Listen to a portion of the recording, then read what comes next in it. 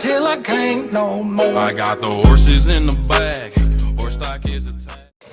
Hello, welcome to IMS। हम पढ़ रहे थे, हमने लास्ट वीडियो के अंदर हमने limit state method of collapse in share देखा था। Limit state of collapse in share देखा था। अब हम देखेंगे स्लैब, वन वे स्लैब और टू वे स्लैब से हम आज हम स्लैब चालू करेंगे। जो शेयर का जो मैंने लास्ट बताया था लास्ट वीडियो में, वो इसके अंदर काम आता है क्योंकि वो एक चेक होता है। वो एक चेक होता है एक तरह से कि भाई आपके जो बीम है या जो स्लैब है कुछ भी है, वो आपकी शेयर के अंदर कैसा, मतलब स्ट्रेंथ उसकी शेयर के अंदर कैसी है उसकी, ठीक है। तो ऐसा है। तो अपन स्टार्ट करते हैं यहाँ से स्लैब से। तो अपने स्लैब होती है दो तरह की, अपनी स्लैब होती है, वन वे स्लैब और टू वे स्लैब, है ना। अपनी एक तीसरी भी और होती है, वो होती है फ्लैट स्लैब। तो फर्क क्या होता है इन सब में, है ना। वन वे स्लैब में तो होता है कि भाई इसमें ना, वन वे स्लैब में कुछ ऐसा है कि भाई इसकी जो दो स्पान है कि लॉन्गर स्पान या शॉर्टर स्पान। भाई longer span divided by shorter span का जो रेशियो वो 2 से 2 से अगर बड़ा हो तो वन वे स्लैब हो गई। अगर वो 2 से छोटा हो या फिर 2 के बराबर हो तो वो टू वे स्लैब हो गई। अब इसका मतलब क्या है भाई, अपनी शॉर्टर स्पान लॉन्गर स्पान कुछ भी हो सकती है। भाई मैंने यहाँ पे इसको लॉन्गर स्पान बताया, लॉन्गर स्पान ये भी हो सकती है, ऐसा होता है, ठीक है। और इसका वन वे और टू वे में फर्क क्या बनता है भाई। वन वे इसलिए बनता है कि भाई जो वन वे स्लैब होती है उसमें रेनफोर्समेंट सिर्फ एक ही डायरेक्शन में लगती है, वो है कि वो छोटी स्पान, जो सबसे छोटी स्पान है उस डायरेक्शन के अंदर वहां पे रेनफोर्समेंट लगती है, मतलब वहां पे जो स्टील लगती है, ठीक है। और जो टू वे स्पान होती है उसमें दोनों डायरेक्शंस पे रेनफोर्समेंट लगती है, ठीक है। ये होता है और उसमें कोई फर्क नहीं होता। और तीसरी मैंने बताया जो फ्लैट स्लैब है, वो फ्लैट स्लैब इसलिए कहते हैं क्योंकि वो जो कॉलम होता है वो कॉलम के ऊपर टिकी हुई होती है। लेकिन जो वन वे स्लैब वो टू वे स्लैब होती है, वो दोनों स्लैब्स अपने पे वॉल और बीम और वॉल पे टिकी हुई होती है, बीम और वॉल पे टिकी हुई होती है। तो अपना ये फर्क होता है वन वे स्लैब और टू वे स्लैब में। आज हम स्टार्ट करेंगे वन वे स्लैब का, अपन डिजाइन स्टेप्स देखेंगे। नेक्स्ट वीडियो में हम वन वे स्लैब का न्यूमेरिकल देखेंगे। सिंपल सा है, टोटल सब कुछ इसका जो भी चीजें वो सब कुछ कोड बेस है, मतलब सब कुछ कोड है। तो कोड के अंदर सब कुछ आपको मिल जाएगा, तो कोड खोल के रखें, ठीक है। अब स्टार्ट करते हैं डिजाइन स्लैब और वन वे स्लैब, है ना। वन वे स्लैब का डिजाइन स्लैब के सबसे पहले गिवन डाटा मैंने कहा है नेसेसरी। इसके आगे तुम IMP लगा दिया करो भाई। IMP मतलब इम्पोर्टेंट, वेरी इंपॉर्टेंट। ये भाई अगर इसको लिखा, अगर क्वेश्चन नहीं आया और इसको लिख भी देना, फिर भी 2 नंबर तो मिल ही जाएंगे आराम से, कुछ तो मिलेगा भाई। क्वेश्चन नहीं आता फिर भी कुछ तो मिलेगा ना, क्वेश्चन खाली तो नहीं जाएगा। तो ये चीज होती है गिवन डाटा के अंदर, मैं इतना ये होता है इंपॉर्टेंट गिवन डाटा, ठीक है। नेक्स्ट अपना स्टेप है limiting depth of N A, मतलब एन ए जो न्यूट्रल एक्सिस है उसकी अपने को लिमिटेड डेप्थ निकालनी है, मतलब x/d निकालनी है। ये पता है अपने को कहाँ से कैसे निकलती है, अपने को ये x/d ये निकलती है, डिपेंड करती है fy क्या है अपने पास। भाई fy अपने पास 500 है, 415 है या 250 है, ऐसे इसके ऊपर डिपेंड करती है इसकी वैल्यू, ठीक है। ये अपने को मिलेगा IS कोड 456/2000 में पेज नंबर 70 के अंदर अपने को मिलेगा ये, ठीक है। याद रखना ये चीज अपने को पेज नंबर 70 के अंदर मिलेगी। नेक्स्ट अपना है इफेक्टिव डेप्थ। अब इफेक्टिव डेप्थ यहाँ पे अपने को जो डेप्थ है वो ट्रायल डेप्थ लेनी होगी। इफेक्टिव डेप्थ मतलब यहाँ पे जो है ना डेप्थ अपने को अज्यूम करनी होगी। 2 तरह से यहाँ पे आप क्वेश्चन सॉल्व कर सकते हो, या तो आपको है ना इजीली सॉल्व कर सकते हो, या फिर आप थोड़ा टेक्निकल बना सकते हो। टेक्निकल कैसे, क्योंकि आपने डेप्थ निकाली, और दूसरा इजी सॉल्व कैसे भी आपने डायरेक्ट डेप्थ अज्यूम कर ली, ठीक है। अगर आपको डेप्थ अज्यूम करनी है तो डेप्थ हमेशा अज्यूम करना 120 से लेके या फिर 100 से भी काम कर सकते हो। 100 से लेके 170 तक आप है ना बीच में आराम से डेप्थ कर लेना। भाई जिसको डेप्थ निकालना आता है भाई इस हिसाब से डेप्थ निकालो कि आगे जाके कोई प्रॉब्लम नहीं आए। ये होता है पहला तरीका। दूसरा तरीका है वो अपने को पेज नंबर 37 में मिल जाएगा। पेज नंबर 37 पे क्या है, पेज नंबर 37 पे अपने पास एक फॉर्मूला है, वो थोड़ा लिखा हुआ है फॉर्मूला, उसको पढ़ने की जरूरत पड़ती है। लेकिन इस फॉर्मूले में ऐसे लिखा है, यहाँ पे लिखा है देखो, वर्टिकल डिस्ट्रीब्यूशन ये है basic values of to span to effective depth ratio. देखो span to effective depth ratio यहाँ लिखा हुआ है, यहाँ पे लिखा हुआ है अपने span to effective depth ratio. ये अपना जो रेशियो होता है वो क्या, मतलब इसका मतलब क्या, इस रेशियो कैसे बन गया, ये रेशियो अपना ऐसे बन गया भाई ये L/D स्पान डिवाइड में इफेक्टिव डेप्थ, ये इसका रेशियो होता है। ये 3 चीजों पे अपना आता है। 3 कौन सी चीजें भाई, 20 कैंटिलीवर के लिए 7, सिंपली सपोर्टिव के लिए 20 और कंटिन्यूस के लिए 26। ये डिपेंड होता है ये अपना उसके ऊपर है, ये वैल्यू ऐसे होती है भाई, अगर सिंपली सपोर्टेड हुआ तो L/D की वैल्यू 20 आएगी, कंटिन्यूस हुई तो L/D की वैल्यू 26 आएगी, और कैंटिलीवर हुई तो L/D की वैल्यू 7 आएगी। ऐसा आता है भाई, अपन इससे तरीके से आना अपन यहाँ पे इफेक्टिव डेप्थ निकाल सकते हैं। फर्स्ट ये हो गया, मतलब लिमिटेड डेप्थ निकल गई, फिर और इफेक्टिव डेप्थ निकल गई। तो अपने दो मेन चीज निकल गई अपने को। अब यहाँ से अपने क्वेश्चन है, यहाँ पे अपना नेक्स्ट स्टेप बनता है इफेक्टिव लेंथ। इफेक्टिव लेंथ सीधा सीधा होता है, वैसे उसमें दो दे रखा होता है भाई, एक तो L प्लस का D, मतलब जो अपने डेप्थ निकाली ना वो डेप्थ, और दूसरा होता है L प्लस का वॉल थिकनेस। ठीक है, वॉल थिकनेस। अब वॉल थिकनेस या तो आपको दे सकता है या फिर आप अज्यूम कर सकते हो। वॉल अगर थिकनेस करनी है ना, अज्यूम करनी है तो आपके हिसाब से अज्यूम कर सकते हो। ठीक है, तो वो L प्लस का ये, और इन दोनों में से जो सबसे छोटा होगा ना, जो सबसे कम होगा, वो अपने को L इफेक्टिव लेनी है। ठीक है, वो अपने को L इफेक्टिव लेनी है। तो ये अपना फोर्थ स्टेप हो गया, मतलब अपने पास इफेक्टिव लेंथ निकल गई, इफेक्टिव डेप्थ निकल गई, और अपने पास लिमिटिंग डेप्थ और न्यूट्रल एक्सिस निकल गया। ठीक है, तीन चीजें निकल गई। अब अपना क्वेश्चन खत्म हो जाएगा इससे। कैसे? अब अपने को पता लगाना है लोड कैलकुलेट करना है, अपने को लोड कैलकुलेट करना है। लोड कैसे कैलकुलेट करना है कि भाई आपको यहाँ पे क्या निकालना है, न्यूमेरिकल के अंदर आपको निकालना क्या है। आपको यहाँ पे दिया, आपको स्टील नहीं दिया, आपको स्टील दिया है, और जो स्टील अपन ने निकाला है उस स्टील को अपने को चेक करना है। तो अपन पहले स्टील निकालें। स्टील मतलब AST, और AST निकालने से पहले अपने को वहां पे अपने को एक फॉर्मूला याद होगा, ये फॉर्मूला है ना, ये फॉर्मूला याद है ना, ये फॉर्मूला AST निकालने के लिए फॉर्मूला बनता है ये। और दो तरह का बनते हैं AST के, तो बस तो लेकिन एक ये भी तरीका होता है, इसमें अपने को बेड तो डेप्थ भी निकल जाएगी इसमें। ठीक है, अपने को डेप्थ रिक्वायर्ड, डेप्थ भी चेक करनी है। तो इसको डेप्थ चेक करने के लिए अपने को पहले MU लिमिट निकाली, और MU लिमिट निकालने से पहले अपने को सबका लोड कैलकुलेशन और फैक्टर मोमेंट, शेयर मोमेंट सब कुछ निकालना पड़ेगा अपने को। ठीक है, कैसे? पहले अपन ले लेंगे लोड कैलकुलेशन करेंगे, तो अपन इसमें मान लेंगे भाई अपन जो भी काम कर रहे हैं ना वो यूनिट विड्थ पे कर रहे हैं। यूनिट विड्थ मतलब 1 मीटर यहाँ पे लेंगे अपन विड्थ। कोई सा भी न्यूमेरिकल इसके अंदर, स्लैब के अंदर 1 यूनिट विड्थ यूनिट लेंगे हमेशा, है ना। तो अपने को सबसे पहले सेल्फ वेट मतलब डेड लोड, सेल्फ वेट या डेड लोड जो होता है वो अपने को क्या निकालना है, B multiply by D multiply 25।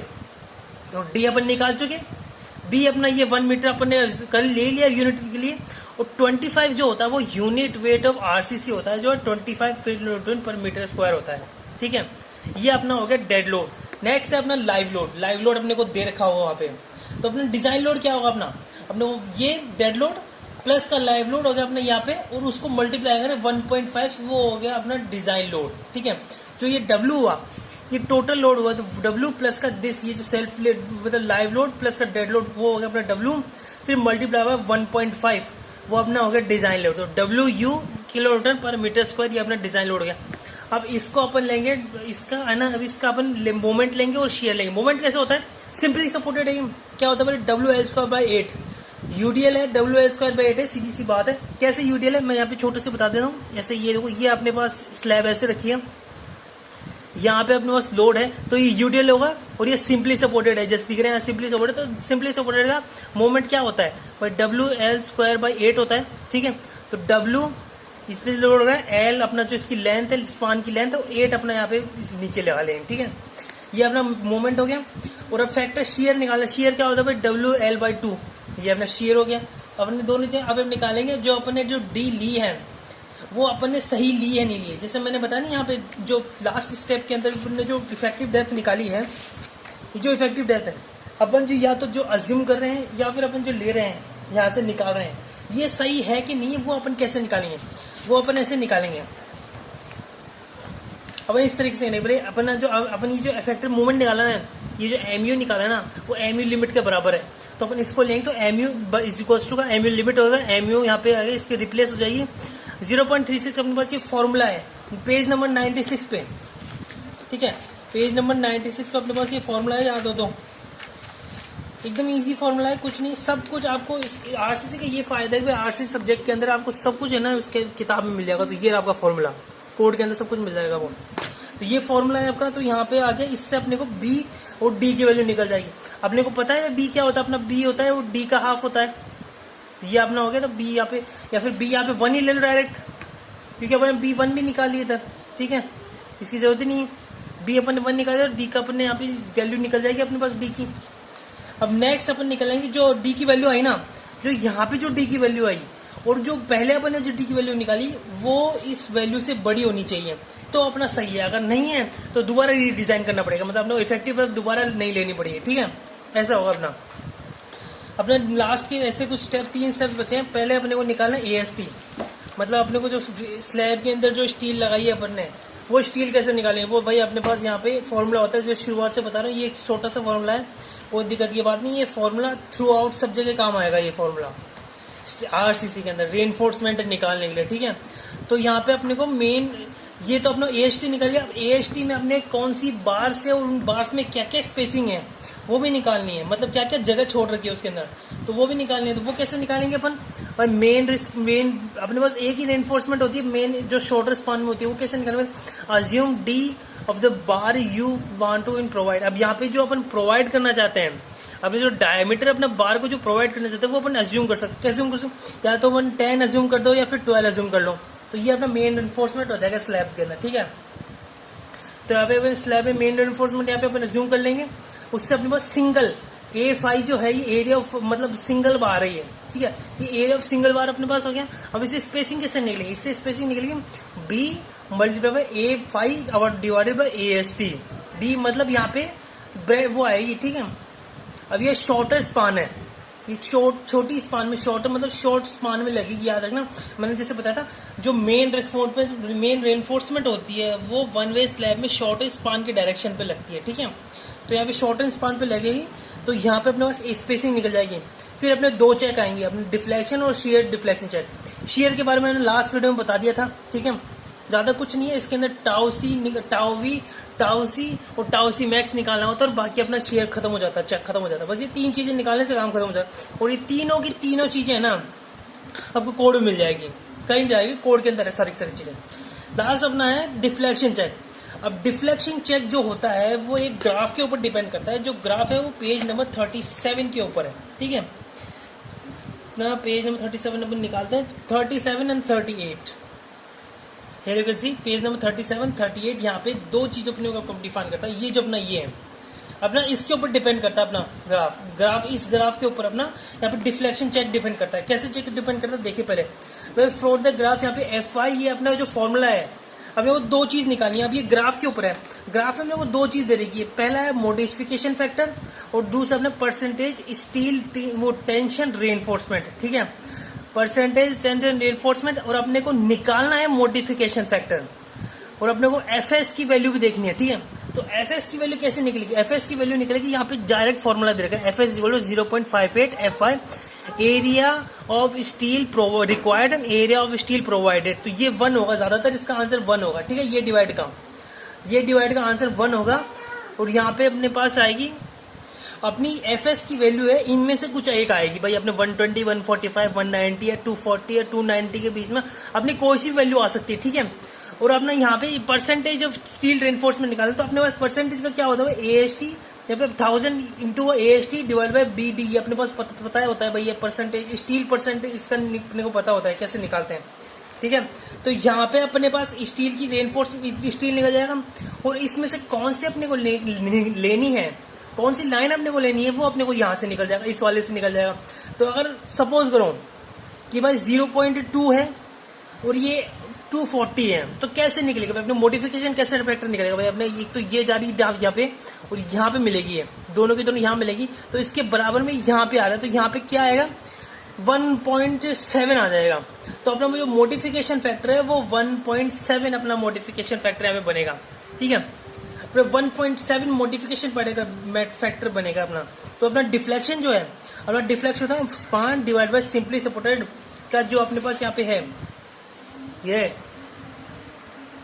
अपना है यहाँ पे स्पान डिवाइड में सिंपली सपोर्टेड के लिए, ये देखो span divide by effective depth, और अपने यहाँ पे जो ये देखे ना इसके लिए सेम टू सेम और कुछ नहीं है, और ये रिफ्लेक्शन में आ जाएगा। और यहाँ पे अपन ने जो मॉडिफिकेशन जो फैक्टर अपन ने निकाला है, जो अपन ने मॉडिफिकेशन फैक्टर निकाला ना इससे, इन दोनों से ग्राफ के अंदर से, वो इधर पुट करेंगे और इसमें पुट करेंगे, और यहाँ पे अपने को फिर बाद में अपने को चेक लगाना है। तो यहाँ ये अपना होता है डिफ्लेक्शन चेक होता है, ये यहाँ पे ज्यादा समझ नहीं आएगा आपको, ये आपको न्यूमेरिकल करोगे ज़्यादा समझ में न्यूमेरिकल के अंदर आएगा, और हम नेक्स्ट वीडियो के अंदर हम इसका न्यूमेरिकल देखेंगे।